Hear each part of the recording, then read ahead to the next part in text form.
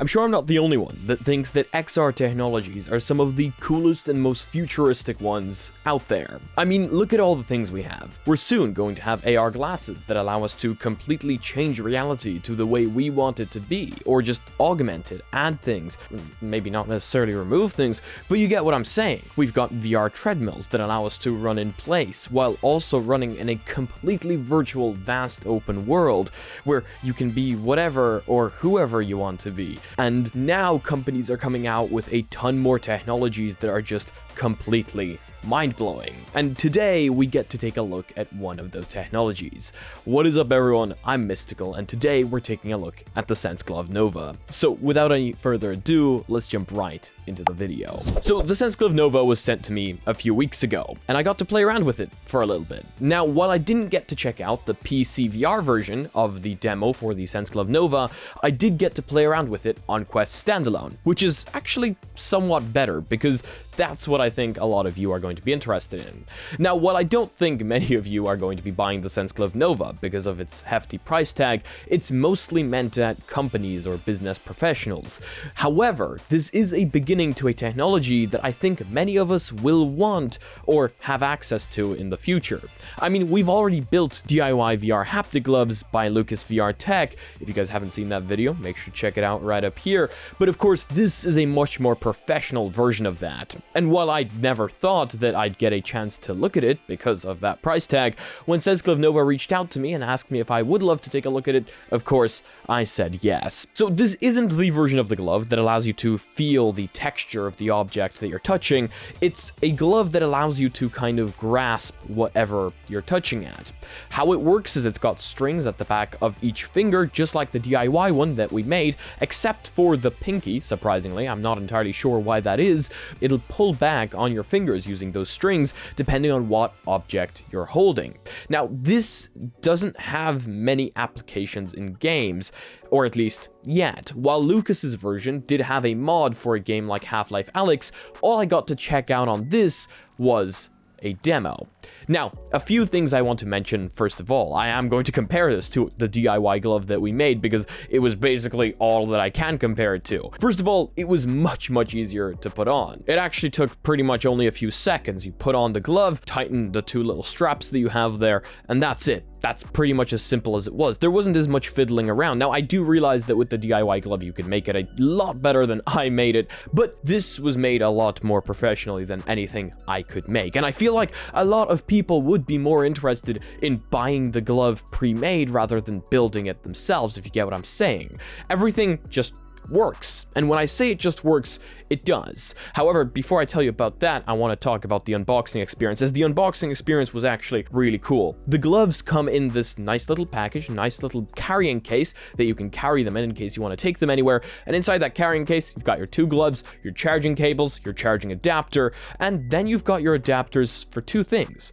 One, the Vive trackers, which I didn't have, so I couldn't check it out on PC as I only have the Tundra trackers, and your Quest controllers, as this does work fully with Quest Standalone. So once you take the gloves out, pairing them is as simple as just pressing the button, going into your Quest Bluetooth settings, and pairing the gloves. It's actually really easy. Then you install the demo application that senseglove sent me, and there you go, that's it. Now, I do feel like there will be two, let's say, main questions being asked about these gloves. One, the weight, because you know, there's this big bulky part on the back of your hand. How heavy is that, and do you feel it? Well, the answer to that is yes, it's definitely a little bit heavier than, say, my DIY haptic gloves. But do you forget about it after a while? Absolutely. And yes, you definitely do feel some weight there at the beginning. However, once you get immersed, you completely forget about it. And I do still feel like it's actually better than having a controller there the whole time. But you know, you might have a completely different opinion. And another thing, how can you develop for this, or can you develop for this? Apparently, it's quite simple. Now, I'm not a developer. Last time I tried, I messed up pretty bad. But they do have a plugin for both Unity and Unreal. So if you do ever want to develop for these gloves, it seems that you could do it on both of those platforms. Now, the demo application was a very simple one. It was a demo application of a space station where you have to fix a broken fuse. Now, while this was a simple application, it did show you what the gloves can do. So for example, when I had to grab the drill to take out the screws, that actually felt like I was holding the drill. Now, the glove does pull back on your fingers like this, so it's not necessarily the same feeling as if you were holding something exactly 1:1.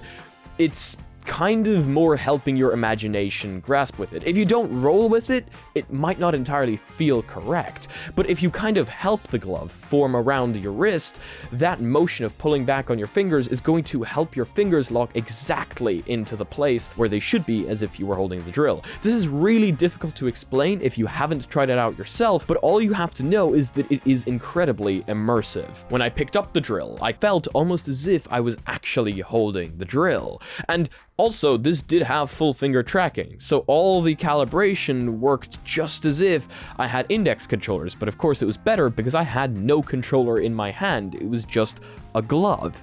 And the gloves did also have haptic feedback with vibrations, so that was really cool. And you know, unscrewing things with like a screwdriver or something would feel super realistic here. I could pick up the drill, I could throw it, I could pick up the coffee cup, I could throw it, it was all super accurate. I was incredibly impressed. And even though, as I said at the beginning, the demo was super short, it did show me what the gloves could do.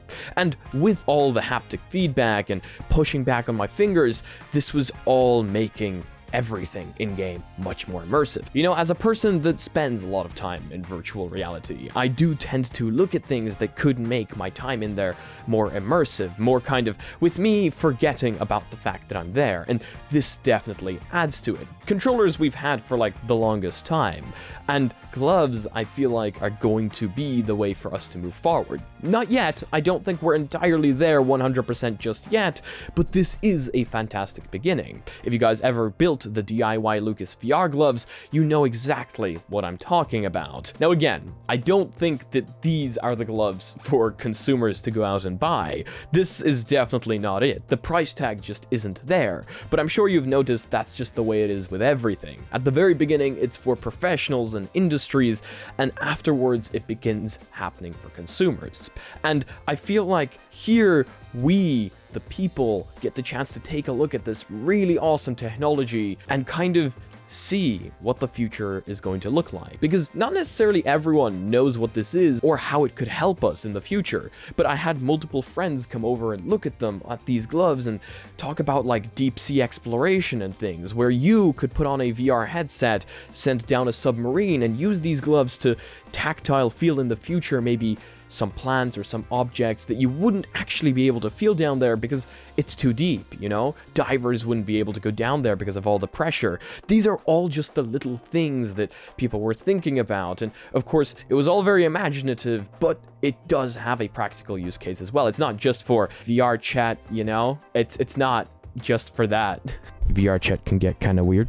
I personally really loved the experience, and I do want to make it very clear. It wasn't 1:1 as if you were actually holding something, but it definitely added to the immersion factor a lot. And as long as you were willing to roll with it and help your fingers form around the object a little bit, you can feel that pressure and you can feel that formation perfect. When I was holding the coffee cup, I could feel my fingers forming around the coffee cup. Of course, if I wish to pull too hard, the strings would probably not have the resistance to fight against my fingers.